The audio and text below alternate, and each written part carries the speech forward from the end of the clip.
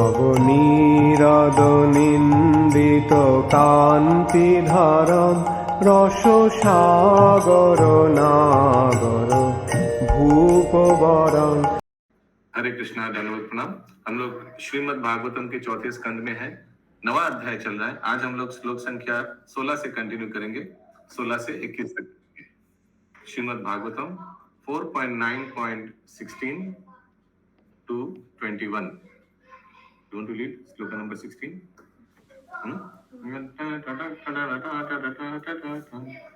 Start. यस्मिन् विरोधगतयो हि अनीशं पतन्ति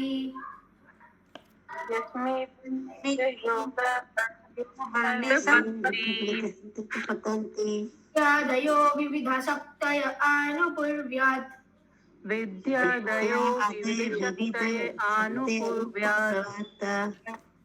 तद्ब्रह्म विश्वभवमेकम् अनन्तमाद्यम्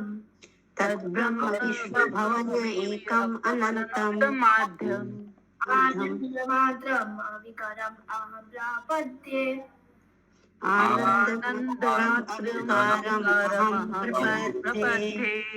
हरि बोल। हे भगवान, हाँ जी, हरि बोल। अनुवाद। हे भगवान, भ्रम के आपके निर्गुण प्रकाटय में सदैव दो विरोधी तत्व रहते हैं, ज्ञान तथा अविद्या। आपकी विविध शक्तियां निरंतर प्रकट होती हैं, किंतु निर्गुण ब्रह्म जो अविभाज्य, आदि, अपरिवर्तित, असीम तथा आनंदमय है, भौतिक जगत का कारण है। चूंकि आप वही निर्गुण ब्रह्म हैं, अतः मैं आपको सादर नमस्कार करता हूँ। तात्पर्य। ब्रह्म संहिता में कहा गया है कि असीम निर्गुण ब्रह्म गोविंद के दिव्य शरीर का तेज है। इस असीम तेज मंडल में असंख्य ब्रह्मांड है, जो विभिन्न कोटि के असंख्य लोकों से युक्त है। यद्यपि परम पुरुष सब कारणों के मूल कारण है, किंतु उनका निर्गुण तेज, जिसे ब्रह्म कहा जाता है, भौतिक जगत का तात्कालिक कारण है। अतः ध्रुव महाराज ने भगवान के निर्गुण रूप को नमस्कार किया, जो निर्गुण स्वरूप का अनुभव करता है। वह अपरिवर्तनीय ब्रह्मानंद का उपभोग करता है, जिसे यहाँ पर आत्म आनंद कहा गया है। आगे। श्री विश्वनाथ चक्रवर्ती ठाकुर कहते हैं कि यह निर्गुण रूप या ब्रह्म का स्वरूप उन व्यक्तियों के लिए है जो अत्यंत ज्ञानी हैं, किंतु व्यक्तिगत स्वरूपों या आध्यात्मिक जगत की विभिन्नता को नहीं समझ पाते। तुम लोग को मालूम है, ज्ञान योग के द्वारा लोग ब्रह्म ज्योति तक पहुंच सकते हैं। तो यानी निर्गुण ब्रह्म का उपलब्धि कौन कर सकता है? जो ज्ञानी व्यक्ति है। वैसे ही ध्यानी लोग किनका ध्यान करते हैं? परमात्मा का। ज्ञानी लोग ब्रह्म ज्योति का, ध्यानी लोग परमात्मा का। ठीक है, आगे। किंतु ऐसे भक्त ज्ञान मिश्र भक्त कहलाते हैं, अर्थात उनकी भक्ति के साथ अनुभव गम में ज्ञान मिश्रित रहता है। चूंकि निर्गुण ब्रह्म का बोध परम सत्य का आंशिक ज्ञान है, अतः ध्रुव महाराज सादर नमस्कार करते हैं। कहा जाता है कि निर्गुण ब्रह्म परम सत्य का दूरस्थ साक्षात्कार है। यद्यपि ऊपर से ब्रह्म शक्ति शून्य प्रतीत होता है, किंतु वस्तुतः विद्या तथा अविद्या के अंतर्गत इसमें कई शक्तियां कार्यशील रहती हैं। हरे कृष्ण।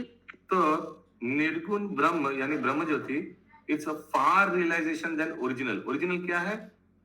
व्यक्ति रियलाइजेशन, यानी भगवान रियलाइजेशन। लेकिन निर्गुण realization, impersonal realization is far off. उदाहरण में क्या देता है श्रील प्रभुपाद? दूर से सोचिए, आप प्लेटफॉर्म में खड़े हैं अशोक प्रभु, और दार्जिलिंग मेल आ रहा है, ठीक है? पहले क्या दिखाई देगा? लाइट, है ना? दूर से लाइट दिखाई देगा, ट्रेन आ रहा है, लाइट। फिर क्या दिखाई देगा? इंजन। फिर क्या दिखाई देगा? पैसेंजर कोच या पैसेंजर या ट्रेन का जो चालक। ठीक ना? ऐसा ही होता है ना? ठीक वैसे ही सबसे ये 3 रियलाइजेशन अनुभूति में विनीता माता जी, सर्वप्रथम क्या है? ब्रह्म ज्योति रियलाइजेशन। ज्योति, दूर से ज्योति देखिए, वो कौन देखते हैं? ज्ञानी लोग देखते हैं। उसके बाद तो ट्रेन का लाइट किन से कंपेयर किया गया है? ब्रह्मन रियलाइजेशन से, ज्योति से, ब्रह्म ज्योति से, ज्ञानी लोगों का जो रियलाइजेशन है। इसके बाद क्या दिखेगा? ट्रेन का डब्बा, वो किन से तुलना किया गया है शुक्र को? ध्यानी, परमात्मा। लेकिन ट्रेन के अंदर में एक व्यक्ति भी है जो ट्रेन को चला रहे हैं, भगवान। भगवान। वो भगवान रियलाइजेशन वो भक्तों के लिए है। ब्रह्म परमात्मा भगवान यही होगा ना? ब्राह्मण परमात्मा रियलाइजेशन, फिर सबसे सर्वोच्च रियलाइजेशन क्या है? भगवान रियलाइजेशन, यानी भगवान एक व्यक्ति है। आगे ईशोपनिषद में विद्या तथा अविद्या का अत्यंत सुंदर वर्णन हुआ है। कहा गया है कि कभी कभी अविद्या के कारण मनुष्य परम सत्य को पूर्णतः निर्गुण मान लेता है, किंतु वास्तव में भक्ति के विकास के साथ ही निर्गुण तथा सगुण बोध का विकास होता रहता है। हमारी भक्ति जितनी विकसित होती है उतने ही हम परम सत्य के पास पहुंचते हैं, जबकि प्रारंभ में दूरी होने के कारण वही निर्गुण प्रतीत होता है। सामान्यतः लोग तो जो लोग निर्गुण की उपासना करता है, यानी भगवान को सोचता है कि भगवान का कोई अस्तित्व नहीं है, भगवान का आकार नहीं है, या जो लोग परमात्मा का ध्यान करते हैं, उन लोग भक्ति योग से अपरिचित हैं। उन लोग भगवान एक व्यक्ति है ये कॉन्सेप्ट से अपरिचित है। करेक्ट? ठीक है ना अभी तक? लेकिन नॉट वाइसी वर्सा। समझ में आया? यानी लेकिन आप बोल नहीं सकते कि भक्त लोग निर्गुण ब्रह्म के बारे में जानता नहीं है, अपरिचित है, या ब्रह्म ज्योति के बारे में अपरिचित है, या परमात्मा के बारे में अपरिचित है। नहीं। क्या मैं समझा पाया? हम लोग ब्रह्म ज्योति के बारे में ज्ञान है ना, हम लोग को मालूम है कि वो श्रेष्ठ नहीं है, लेकिन वो भी ठीक है। अगर कोई अभक्त है उससे अच्छा वो ब्रह्म ज्योति की उपासना करे। उससे ऊपर क्या है? परमात्मा की उपासना। तो जो भक्ति में है, भक्ति योग में है, उनको मालूम है बाकी दोनों का निम्न, ठीक है, लेकिन माना है, मालूम है। क्लियर है? आगे हरे कृष्णा प्रभु जी, ये परमात्मा को कैसे एक्सप्लेन करेंगे? जो लोग ध्यान करता है अपने हृदय में, परमात्मा चतुर्भुज रूप में, क्षीरोदक्षय विष्णु परमात्मा रूप में है, उनका ध्यान करते हैं, परमात्मा रियलाइजेशन, ध्यानी लोग। ठीक है, मतलब वो फिजिकल फॉर्म को नहीं मानते हैं? फिजिकल फॉर्म को मानते हैं लेकिन परमात्मा रूप में। Doesn't realize that Krishna supreme personality of Godhead उनका धाम है। उनको लगता है कि भगवान परमात्मा रूप में सब में विराजमान है, full stop. But is that the complete realization, Kavita माता जी? नो। कंप्लीट रियलाइजेशन है, ठीक है, भगवान सब में विद्यमान है जड़ जगत में, लेकिन भगवान का भी एक चित जगत है, वहां भगवान का भी एक घर है, धाम है, और वहां भगवान व्यक्तिगत रूप में प्रेजेंट है। ये फुल अंडरस्टैंडिंग है, ये वाला मिसिंग है परमात्मा रियलाइजेशन में। समझ में आया? ओके प्रभु जी, ओके। क्या सत्यभामा माता जी? हरे कृष्णा प्रभु जी उन लोग का सब ज्ञान रहता है, लेकिन वो लोग इस चीज को मतलब यकीन नहीं करते, क्या मानते नहीं है? कौन चीज को? मतलब जैसे कि भगवान साकार रूप है भगवान का, उन्हें आदान प्रदान करना चाहिए। देखिए, हो सकता है ज्ञान है लेकिन मानता नहीं है, ऐसा भी हो सकता है अशोक प्रभु, ज्ञान भी नहीं है मानता भी नहीं है, दोनों हो सकता है, दोनों हो सकता है। जो ब्रह्म ज्योति का उपासना करते हैं, ऐसा हो सकता है कि उनको ज्ञान ही नहीं है भक्तों की भक्ति के बारे में, या ऐसे भी हो सकता है ज्ञान है लेकिन मानता नहीं है, दोनों हो सकता है, बोथ आर पॉसिबल। यस मंजू मुक्त मुकुट मणि माता जी बोलिए। हरे कृष्ण प्रभु जी, भगवान कृष्ण का चिंतन कृष्ण के रूप में करें कि नारायण के रूप में? कृष्ण का चिंतन तो कृष्ण के रूप में करना चाहिए, नारायण का चिंतन नारायण के रूप में करना चाहिए। मैंने तो एक ही में करना चाहिए प्रभु जी।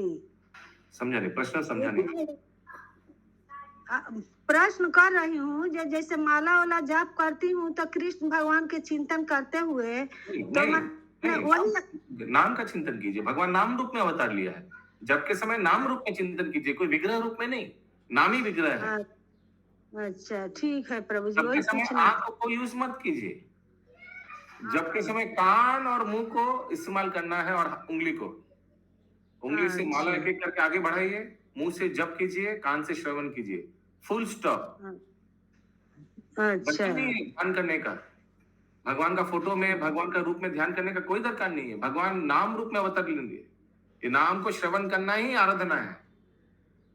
अच्छा ठीक है प्रभु जी। नंदप्रिया माता जी। हरे कृष्णा, सादर प्रणाम प्रभु जी। प्रभु जी, ये फर्स्ट पैरा में दिया है ना कि अतः ध्रुव महाराज ने श्री भगवान के निर्गुण स्वरूप का नमस्कार किया। तो भगवान के चतुर्भुज रूप में प्रकट हुए थे, तो निर्गुण स्वरूप का फर्स्ट पैराग्राफ में कहा दिया ये तात्पर्य में, फर्स्ट पैराग्राफ में।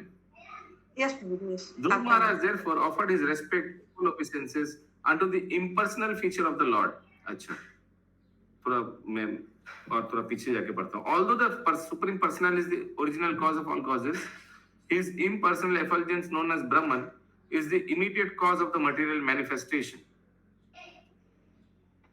मैं एक बार अनुवाद पढ़ता हूँ। My dear Lord, in your impersonal manifestation of Brahman, देखिए आपका उत्तर अनुवाद का पहला लाइन में है। पढ़िए एक बार माता जी। ब्रह्म संहिता में कहा गया है कि अनुवाद में, तात्पर्य नहीं बोला मैंने। सॉरी प्रभु जी। हे भगवान, ब्रह्म के आपके निर्गुण प्राकट्य में सदैव दो विरोधी तत्व रहते हैं, ज्ञान तथा अविद्या। हरे कृष्ण। तो इसका मतलब ध्रुव महाराज को, एक म्यूट कीजिए एक सेकंड। तो इसका मतलब ध्रुव महाराज यहाँ भगवान का तत्व को आलोचना कर रहे हैं, ठीक है, निर्गुण ब्रह्मन का आलोचना कर रहे हैं, लेकिन भगवान तो साक्षात उनका सामने सगुण रूप में आया, एक नंबर। दूसरा, इतना दिन उन्होंने भगवान का निर्गुण रूप का ही आराधना किया, हृदय में उन्होंने ध्यान किया 6 महीना परमात्मा का ध्यान किया, अभी भगवान साक्षात सामने आया। तो ये जो अनुवाद में दिया है, ये वो आलोचना कर रहे हैं, ये स्तुति कर रहे हैं। इसका मतलब नहीं कि भगवान निराकार रूप में आया सामने। ठीक है प्रभु जी, थैंक यू। ये मुझको ये समझ में आया। यस अशोक प्रभु, आप कुछ बोल रहे थे? नहीं प्रभु, अविद्या है उसको लेकर अविद्या माता जी। हाँ, तो ये परस्पर विरोधी है। कोई बोलेगा निर्गुण भगवान निर्गुण हो ही नहीं सकता, कोई बोलेगा सही तत्व क्या है, भगवान का निर्गुण है। हाँ सही है, निर्गुण तो है, ब्रह्म ज्योति तो भगवान का अंश है, लेकिन भगवान स्वगुण भी है, ये सही तत्व है। हाँ, तो निराकार ये गलत तत्व नहीं है, भगवान तो निराकार है, भगवान ब्रह्म ज्योति में तो निराकार रूप में है।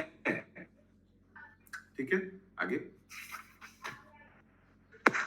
सामान्यतः लोग अविद्या, शक्ति अथवा माया के वश में होने से ना तो ज्ञान से युक्त होते हैं ना भक्ति से, किंतु जब मनुष्य ज्ञानी बन जाता है तो वह ज्ञान मिश्र भक्ति श्रेणी में पहुंच जाता है, अर्थात उसका प्रेम ज्ञान मिश्रित होता है। जब वह कुछ आगे बढ़ता है तो उसे बोध होता है कि परम सत्य अनेक शक्तियों से संपन्न एक पुरुष है। विद्वान भक्त ही भगवान तथा उनकी सृजन शक्ति को समझ सकता है।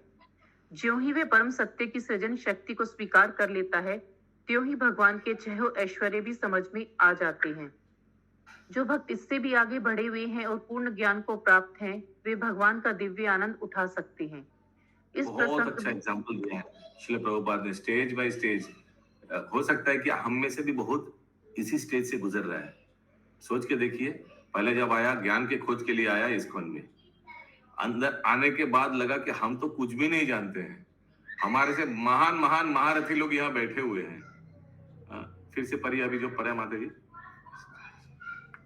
जो भक्त इससे भी आगे बढ़े हुए हैं, नहीं, ये पहला स्टेज से पढ़िए, पहला स्टेज से। सामान्यतः लोग अविद्या, शक्ति अथवा माया के वश में होने से ना तो ज्ञान से युक्त होते हैं ना भक्ति से, किंतु जब मनुष्य ज्ञानी बन जाता है तो वह ज्ञान मिश्र भक्ति श्रेणी में पहुंच जाता है, अर्थात उसका प्रेम ज्ञान मिश्रित होता है। जब वह कुछ आगे बढ़ता है तो उसे बोध होता है कि परम सत्य अनेक शक्तियों से संपन्न एक पुरुष है। विद्वान भक्ति भगवान तथा उनकी सृजन शक्ति को समझ सकता है। ज्यों ही वह परम सत्य की सृजन शक्ति को स्वीकार कर लेता है, त्यों ही भगवान के छह ऐश्वर्य भी समझ में आ जाते हैं। जो भक्त इससे भी आगे बढ़े हुए हैं और पूर्ण ज्ञान को प्राप्त हैं, वे भगवान का दिव्य आनंद उठा सकते हैं। इस प्रसंग में लास्ट वाला जो है वो एकदम भगवान का गोलोक वृंदावन वाला जो भक्त है, उसके आगे वाला जो था वो वैकुंठ वाला भक्त है। उनको भगवान का ऐश्वर्य से आकर्षित है। लेकिन जो गोलोक वृंदावन वाला है, क्या वो गोपी लोग क्या भगवान का ऐश्वर्य से आकृष्ट थे, माने आकर्षण थे? नहीं, उन लोग पत्ता ही नहीं देते थे भगवान का ऐश्वर्य को। गोप बालक लोग क्या बोला था चैतन्य चरितामृत में? तुम्ही कौन बड़ो लोग, आमी तुम्ही समो। It's just like who the hell you think you are, you and me we are all equal. तुमको भी कंधे पे चढ़ाना पड़ेगा हमको। हाँ, तुम हार गए हो, जब हम लोग हारे थे तो तुम हम लोग का कंधे पे चढ़े थे, अभी तुम हार गए हो, अभी तुमको भी हम लोग को कंधे पे चढ़ाना पड़ेगा। ऐसा ऐसा दावी किया गोपाल। भगवान को ये अच्छा लगता है जब कोई भगवान का, मैंने सोच सकते आप किस स्तर पे भक्त हैं कि भगवान से ऐसे बात कर रहे हैं। तुम्ही कौन बड़ो लोग, आमी तुम्ही समो, you and me we are same, who the hell you think you are. हाँ, तुम हार गए हो, अभी तुम हम लोग को कंधे पे नहीं चढ़ाओ। सोचिए किसका क्लेम हो सकता है, कौन सा स्तर पे वो व्यक्ति है। यस, सत्यभामा माता जी। प्रभु उन लोगों को तो पता नहीं था ना कि भगवान भगवान है, तो फ्रेंड की तरह ही समझते थे उनको ना। हाँ, नहीं, बीच बीच में भगवान पर्दा भी हटा देता है, उनको पता चल जाता है, भगवान का स्तुति करता है, भगवान का पैर दबाता है, भगवान के लिए टिफिन बॉक्स खोल के सबसे पहले भगवान को ही खिलाता है, सबसे बेस्ट वाला चीज। ये भी पता है और नहीं भी है दोनों। या आगे माता जी। इस प्रसंग में विश्वनाथ चक्रवर्ती ठाकुर ने एक उदाहरण दिया है जो लक्ष्य की ओर अग्रसर होते हुए एक मनुष्य का है। ज्यों ज्यों वह पास आता है त्यों त्यों वह लक्ष्य को दूरी से वैसे ही देखता है जैसे हम किसी शहर को दूरी से देखते हैं। उस समय उसे लगता है कि शहर दूर स्थित है, किंतु वह ज्यों ज्यों पास आता जाता है उसे मीनारे तथा झंडे दिखाई पड़ने लगते हैं। जब वह शहर के भीतर प्रवेश करता है तो उसे विभिन्न मार्ग, वाटिकाएं, सरोवर, बाजार तथा व्यापारी दिखाई पड़ते हैं। उसे सिनेमा घर तथा नाचते और उल्लास मनाते लोग मिलते हैं। इस प्रकार शहर के भीतर जाकर और स्वयं शहर के कार्यकलापों को देखकर वह संतुष्ट हो जाता है। दूर से लगता था कि कौन लड्डू गोपाल, एक छोटा एक पुतला, लड्डू खाने में अच्छा लगता है, ये छोटा बालक है, कैसे इसको भगवान समझ के पूजे, ये तो मेरा लल्ला है, काना है, ये लल्ला है, ऐसे करके पहले। लेकिन बाद में शास्त्र अध्ययन कीजिए, फिर पता चलेगा वो जो छोटा सा बालक वो कौन है। सिर्फ वो लड्डू हाथ में लेके घूमते हैं क्या? हरे कृष्णा। कितना तत्व है उनका पीछे, कितना तत्व है, वो सब पढ़ाई कीजिए, खत्म ही नहीं होगा। शुरू कीजिए, पहले बस स्टार्ट कीजिए कोई ग्रंथ लेकर, फिर देखिएगा कभी आजीवन ग्रंथ अध्ययन और भगवान के बारे में जानते जानते बूढ़ा हो जाएंगे, लेकिन खत्म नहीं होगा वो छोटा लड्डू गोपाल। यस, प्रीति में नंद प्रिया माता जी। यस प्रभु जी, हम तो वही सोच के लड्डू गोपाल रखे थे बचपन में कि जस्ट मेरे खेलने के लिए हैं, और कब उनसे भक्ति हो गया, कब उनसे प्यार हो गया, कुछ नहीं जान पाया। लेकिन इस्कॉन से जुड़ने के बाद भक्ति क्या है वो पता चला। अभी पता चल रहा है वो छोटा बालक कौन है। हाँ, छोटा बालक कितना तत्व है, कितना बुक्स है, दिमाग में आता ही नहीं है कि वो छोटा है। उनको देखते ही लगता है कि नहीं ये परम भगवान है। अब तो सोच ही नहीं सकते हैं। वही जब हम लोग उनके बारे में सुन लेंगे तो हमको याद है एक बार महाराज प्रभु प्रवचन में बता रहे थे कि उसीलिए बहुत लोग डायरेक्ट फिलोसॉफी पढ़ता नहीं है। एक्चुअली भगवत गीता पढ़ेंगे तो भगवान के ऐश्वर्य के बारे में समझ में आएगा। फिर हम लोग श्रद्धा पूर्वक लोग भगवान का लीला में प्रवेश कर लेता है, क्योंकि लीला में स्टोरीज है, इंटरेस्टिंग है, लेकिन लीला में प्रवेश करने से भी वो एंजॉय नहीं कर पाएगा। क्यों? क्योंकि जिनका लीला के बारे में आप श्रवण करें उनके बारे में आपको मालूम ही नहीं है कि उनका स्टेटस क्या है। स्टेटस क्या है मालूम ही नहीं है। लीला इंटरेस्टिंग लगता है, ठीक है, लेकिन अभी हम लोग भी चैतन्य चरितामृत में पढ़ा, अभी हम लोग भी भक्ति रत्नाकर पढ़ रहे, सब भगवान का लीला ही है देखा जाए तो। लेकिन आगे हम लोग भगवत गीता से शुरू किया। तत्व जानना इंपॉर्टेंट है, व्यक्ति का स्टेटस जानना इंपॉर्टेंट है व्यक्ति के लीला पे प्रवेश करने के आगे। नहीं तो we will take him as a common person. लीला एंजॉय करेंगे लेकिन मालूम नहीं पड़ेगा कि भाई ये है कौन, इनके स्टेटस भूल जाएंगे। अगला श्लोक 17 नंबर, सब दोहराइए। सत्याशिषो हि भगवंस्तव पाद पद्मम्।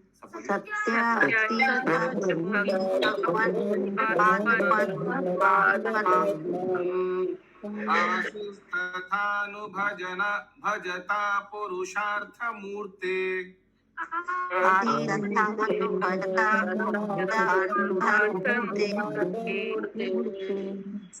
अप्येवमर्य भगवान् परिपाटि दीनान्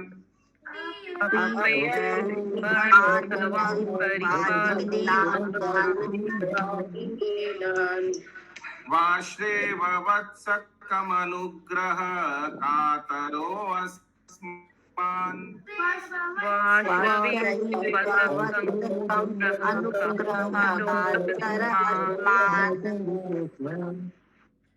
हे भगवान, हे परमेश्वर, आप सभी वरों के परम साक्षात रूप हैं। अतः जो बिना किसी कामना के आपकी भक्ति पर दृढ़ रहता है, उसके लिए राजा बनने तथा राज करने की अपेक्षा आपके चरण कमलों की रज श्रेयस्कर है। आपके चरण कमल की पूजा का यही वरदान है। आप अपनी अहेतु की कृपा से मुझ जैसे अज्ञानी भक्त के लिए पूर्ण परिपालक हैं। जिस प्रकार गाय अपने नवजात बछड़े को दूध पिलाती है और हमले से उसकी रक्षा करके उसकी देखभाल करती है। तात्पर्य ध्रुव महाराज को अपनी भक्ति के दोष का पता था। शुद्ध भक्ति का कोई भौतिक रूप नहीं होता और वह सकाम कर्मों अथवा मानसिक चिंतन द्वारा पूरी नहीं होती। इसलिए शुद्ध भक्ति अहेतु की कहलाती है। ध्रुव महाराज जानते थे कि वे भक्ति में भगवान की पूजा करने स्वउद्देश्य आई हैं। वे अपने पिता का राज्य चाहते थे। ऐसा मिश्रित भक्त कभी कभी श्री भगवान का प्रत्यक्ष दर्शन नहीं कर सकता। अतः वे भगवान की अहेतु की कृपा के लिए परम कृतज्ञ थे। भगवान इतने कृपालु हैं कि वे अविद्या के वशीभूत कृपा तथा भौतिक लाभ के इच्छुक भक्तों की समस्त कामनाओं को तो पूरा करते ही हैं, साथ ही भक्त की सभी प्रकार से रक्षा करते हैं। जिस प्रकार गाय नवजात बछड़े को दूध पिलाती है, भगवत गीता में कहा गया है कि भगवान अपनी भक्ति में लगे हुए भक्तों को बुद्धि प्रदान करते हैं, जिससे वे बिना कठिनाई के इन तक पहुंच सके। भक्तों को भक्ति के प्रति अत्यंत निष्ठावान होना चाहिए, फिर चाहे भक्त में कितने ही दोष क्यों न हो। श्री कृष्ण से मार्गदर्शन करते हुए भक्ति के उच्च पद तक पहुंचा देंगे। आगे ध्रुव महाराज ने यहाँ पर भगवान को पुरुषार्थ मूर्ति कहा है, जिसका अर्थ है जीवन का चरम उद्देश्य। सामान्य रूप से पुरुषार्थ का अर्थ है भौतिक वर प्राप्त करने के लिए धर्म या भगवान की पूजा करना। भौतिक वरदान प्राप्त करने के लिए प्रार्थना इसलिए की जाती है कि इंद्रियों की तुष्टि हो सके, और जब मनुष्य निराश हो जाता है और लाख प्रयत्न के बाद भी अपनी इंद्रिय तुष्टि नहीं कर पाता, तो वह मुक्ति की कामना करता है। ये कार्य सामान्यतः पुरुषार्थ कहलाते हैं, किंतु वास्तविक चरम उद्देश्य तो भगवान को समझना है। यह पंचम पुरुषार्थ कहलाता है। इसलिए भगवान चैतन्य ने शिक्षा दी है कि मनुष्य को भगवान से भौतिक संपत्ति, ख्याति या सुपत्नी जैसे वरदान नहीं मांगने चाहिए। उसे तो भगवान कौन सा श्लोक कौन बता पाएगा? हाथ उठाइए। और कौन बता पाएगा? इतना इजी प्रश्न, डेली सुबह हम लोग इसको दोहराते हैं मंगल आरती के बाद। एक ही जन को मालूम है? यस, बोलिए माता जी। ना धनम ना जन्म ना सुंदरी जगदीश कामाय। Yes, very good. आगे फिर से वो लाइन पढ़िए, फिर सबको समझ में आएगा। भगवान चैतन्य ने इसलिए भगवान चैतन्य ने शिक्षा दी है कि मनुष्य को भगवान से भौतिक संपत्ति, ख्याति या सुपत्नी जैसे वरदान नहीं मांगने चाहिए। उसे तो भगवान की दिव्य प्रेमा भक्ति में निरंतर लगे रहने की प्रार्थना करनी चाहिए। ये कौन सा लाइन है? उसे तो भगवान की प्रेमा भक्ति कौन सा लाइन है?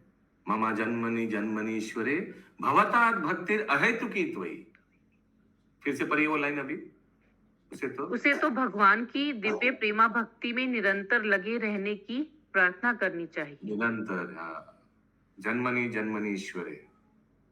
आगे ध्रुव महाराज अपनी भौतिक लाभ की इच्छाओं से अवगत थे, अतः भगवान का संरक्षण चाह रहे थे, जिससे वे भौतिक इच्छाओं के कारण भक्ति से विपत न हो सके। वो लज्जा लग गया अभी, उनको लज्जा लग गया अभी, क्या चीज मांगने के लिए आ गया। अभी इनको तो मालूम है सब कि मैं क्यों आया। ऐसा व्यक्ति के सामने है जिनको मालूम है कि आपने क्यों आया। अगला श्लोक, मैत्रेय उवाच मैत्रेय उवाच अथाभीष्टुत एवं वै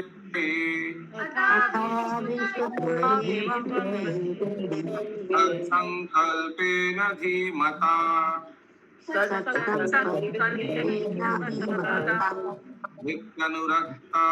धिक्तनुरक्तो भगवान्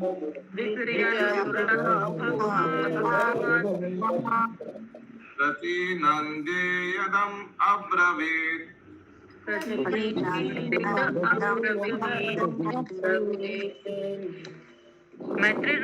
मैत्रेय ऋषि ने आगे कहा, हे विदुर, जब सद्विचारों से पूर्ण अंतःकरण वाले ध्रुव महाराज ने अपनी प्रार्थना समाप्त की तो अपने भक्तों तथा दासों पर अत्यंत दयालु भगवान ने उन्हें बधाई दी और इस प्रकार कहा।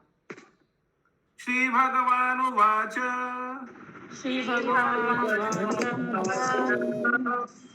वेदाहं ते व्यवासितम्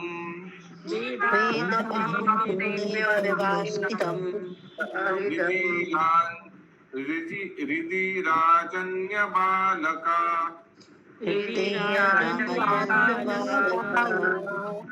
तत्प्रयच्छामि भद्रं ते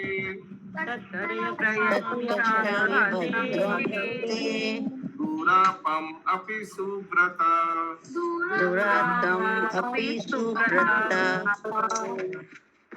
भगवान ने कहा, हे राजपुत्र ध्रुव, तुमने पवित्र व्रतों का पालन किया है और मैं तुम्हारी आंतरिक इच्छा भी जानता हूँ।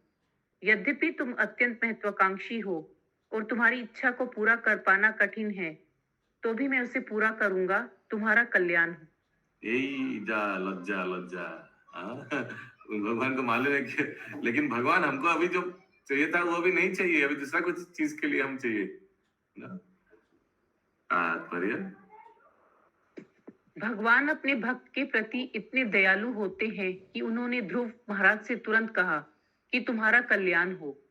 वास्तव में भक्त ध्रुव मन ही मन अत्यंत भयभीत थे, क्योंकि भक्ति करते हुए उन्होंने भौतिक लाभ की कामना की थी, जिसके कारण ईश्वर प्रेम की अवस्था तक पहुंचने में उन्हें बाधा हो रही थी।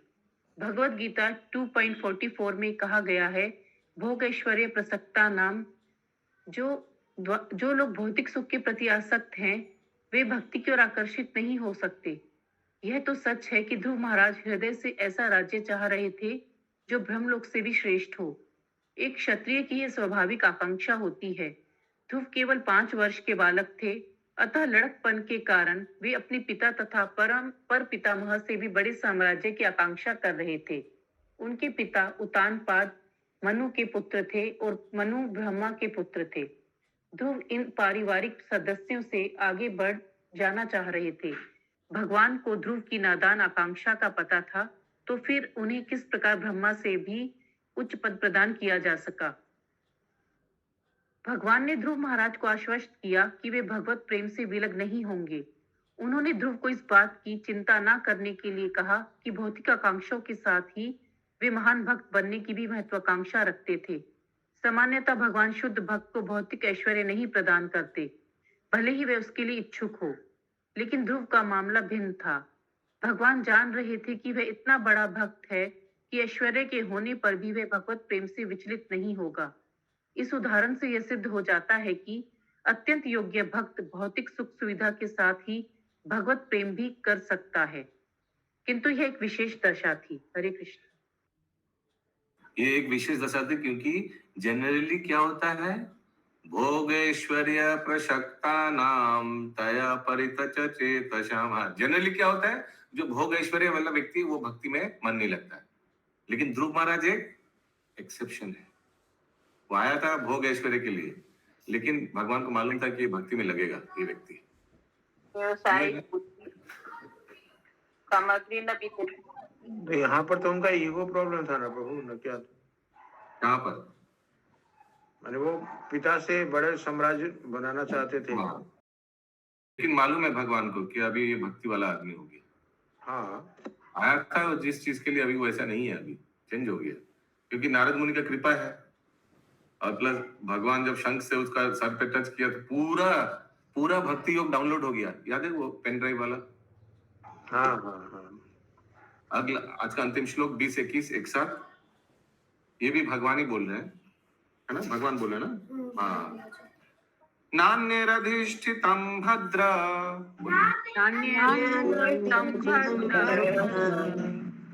यद् भ्राजिष्णु ध्रुव शिपि,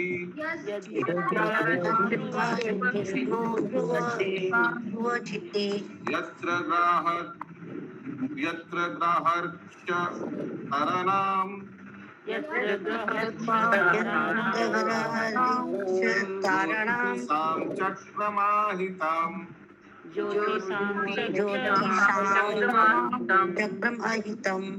मेद्यम्बो चक्रवत्स्थाश्नो,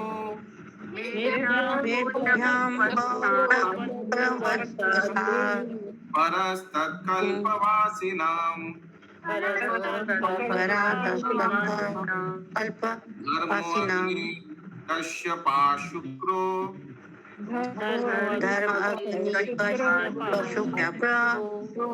मुनयो येवनुकशा,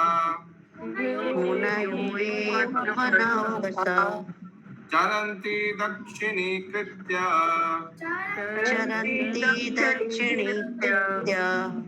ब्रह्मन्तो यत् ततारका।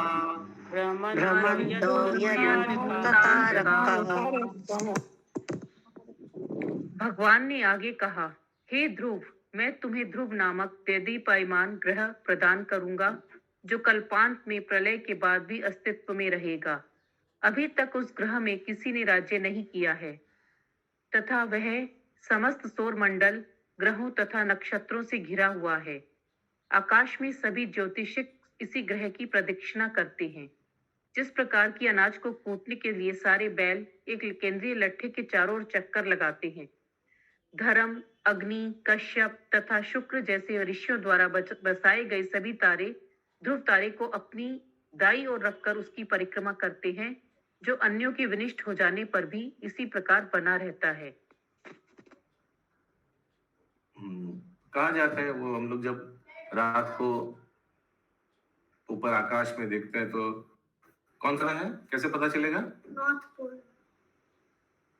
कोई ध्रुव तारा देखते, सबसे उज्जवल वाला ना, ऐसे कुछ है ना, जो बहुत चमकता है, जो तारा एकदम सबसे अलग दिखता है। चमकता है, जो तारा क्या तात्पर्य?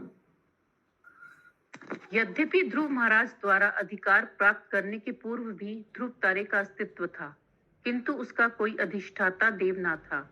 यह ध्रुव लोक जो हमारा ध्रुव तारा है, अन्य समस्त तारों तथा सौर मंडल का केंद्र है, क्योंकि वे सभी नक्षत्र तथा सौर मंडल ध्रुव लोक की उसी प्रकार प्रदक्षिणा करते हैं, जिस प्रकार बैल अन्न कूटने के लिए एक मध्यवर्ती स्तंभ के चारों ओर घूमता है।